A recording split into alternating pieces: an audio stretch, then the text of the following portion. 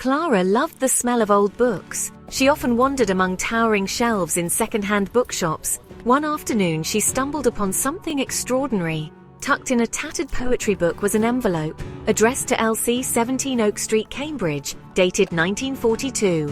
Clara pulled out the letter. The handwriting spoke of love and longing, signed simply Edward. Clara felt a thrill of excitement. This was no ordinary find, a love story frozen in time. Clara set out to reunite the letter with its rightful place. She embarked on a journey to Cambridge.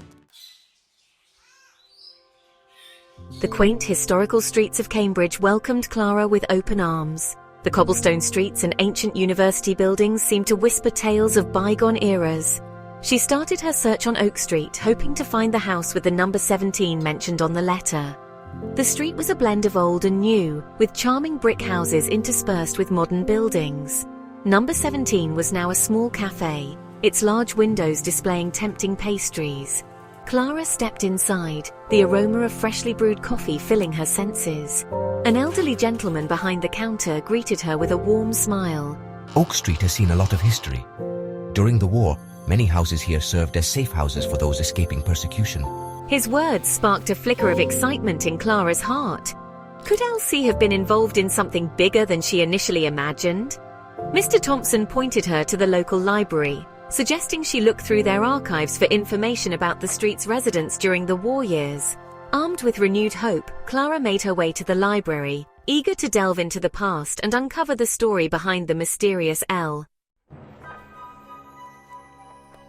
The library's local history section was a treasure trove of information.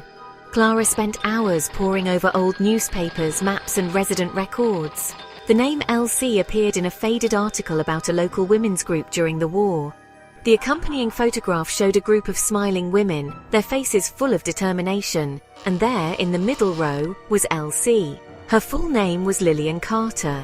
The article mentioned her dedication to the war effort and her involvement in various community initiatives. Clara dug further, discovering Lillian's name on a list of volunteers for the Cambridge Resistance Network. A wave of realization washed over Clara. Lillian was not just a recipient of love letters. She was a woman of courage and conviction, risking her life for her country. Excitement bubbled inside Clara. She needed to find someone who remembered Lillian, someone who could shed light on her life and the events that unfolded during those tumultuous years. The librarian, noticing her intense focus, approached her. You might want to contact the Cambridge Historical Society. They might have more detailed records or even know of someone who remembered Lillian. Clara left the library that day with a heart full of anticipation. She was getting closer to unraveling the mystery surrounding Lillian and the unsent love letter. The Cambridge Historical Society proved to be a valuable resource. They provided Clara with an address for Alistair Carter, Lillian's younger brother, who was still alive and residing in a nearby village. Clara wasted no time in contacting him and soon found herself on his doorstep. Alistair, a kind-faced man in his late 80s, welcomed her into his cozy cottage. He was initially hesitant when Clara mentioned Lillian. His eyes welled up with a mixture of sadness and longing, memories resurfacing after all these years. Upon seeing the letter addressed to his sister, a wave of emotion washed over him. He invited Clara in and over cups of steaming tea began to share his memories of Lillian.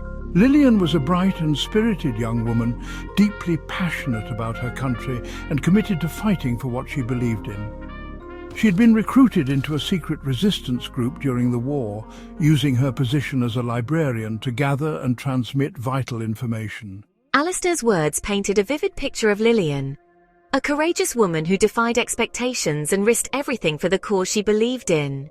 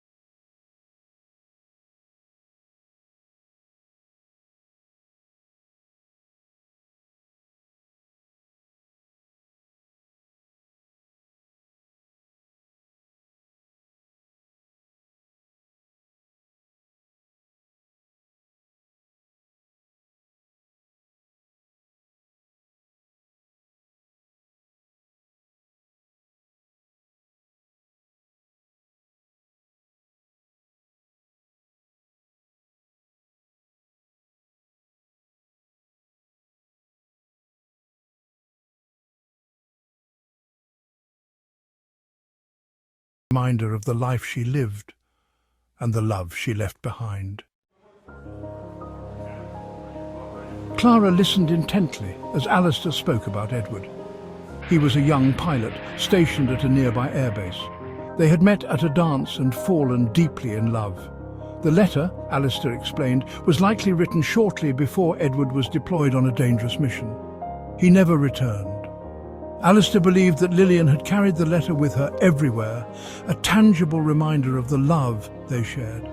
He surmised that she must have left it with someone for safekeeping before embarking on her final mission to London. He just never knew who that might have been. Clara pieced together the fragments of information, her heart aching for Lillian and Edward. They were two souls bound by love, their lives tragically intertwined with the turmoil of war. She realized that the letter in her hands wasn't just a love letter. It was a symbol of their unwavering hope and a testament to their enduring love. Clara was determined to see their love story acknowledged. She vowed to find Edward's descendants and deliver the letter, fulfilling its long-delayed journey. Through meticulous research, Clara managed to track down Edward's grandson, Robert, who lived in a village on the outskirts of London. She wrote to him, explaining her discovery and her desire to share the letter and the story behind it. Robert responded with surprise and a touch of apprehension. He had heard stories of his grandfather's wartime romance but knew very little about it. He was intrigued and agreed to meet Clara. Clara travelled to London, her heart pounding with anticipation. She met Robert in a quiet cafe, the air thick with unspoken emotions. She handed him the letter, carefully preserved in a protective sleeve. Robert's hands trembled as he took the letter, his eyes scanning the faded ink. Clara watched as emotions flickered across his face. Shock, sadness, and a profound sense of connection to a past he never knew. He expressed his gratitude to Clara, his voice thick with emotion. He had always felt a void in his understanding of his grandfather's life, and this letter, filled with Edward's words of love for Lillian, filled that void in the most unexpected way. They decided to visit Edward's grave together, paying their respects to the young pilot who had given his life for his country.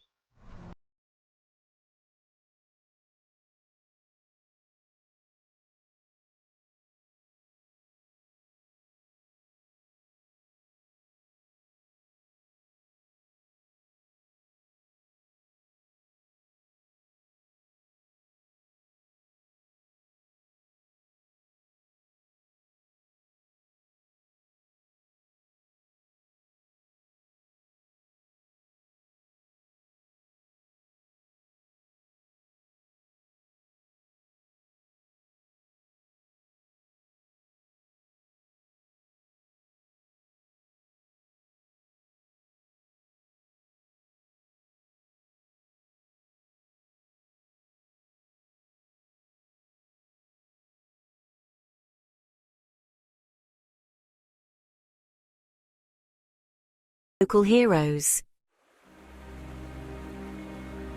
The unveiling of the memorial plaque was a poignant event. Members of the community gathered on Oak Street, their faces reflecting a mixture of respect and curiosity. Alistair, frail but determined, was there, supported by Clara and Robert. As the plaque was revealed, a hush fell over the crowd. It was a simple yet powerful tribute acknowledging Lillian's courage and her love for Edward. A local historian shared the story of Lillian and Edward, their words bringing the past to life. The crowd listened intently, captivated by the tale of love, loss, and sacrifice. For Clara, this marked the end of a journey that had begun with a dusty letter in a second-hand bookshop. She had unearthed a forgotten love story, connected with people she would have otherwise never met, and played a part in ensuring that the past was remembered. The experience had been both humbling and profoundly moving. As she looked at the faces around her, she realized that Lillian and Edward's story had touched them all. It was a reminder that love and courage transcend time, their echoes resonating through generations.